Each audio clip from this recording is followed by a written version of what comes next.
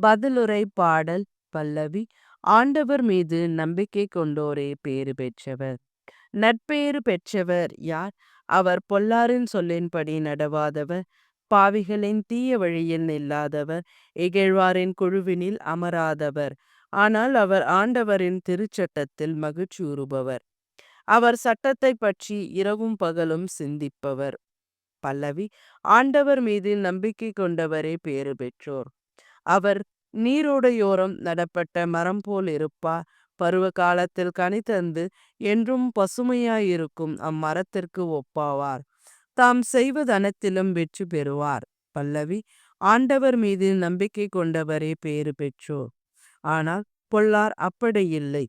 அவர்கள் காற்று அடித்துச் செல்லும் பதரை போல் ஆவார். நேர்மையாளரின் நெறியை ஆண்டவர் கருத்தில் கொள்ளுவார். பொல்லாரின் வழியோ அழிவை தரும். பல்லவி. ஆண்டவர் மீது நம்பிக்கை கொண்டவரே பேறு பெற்றோர்.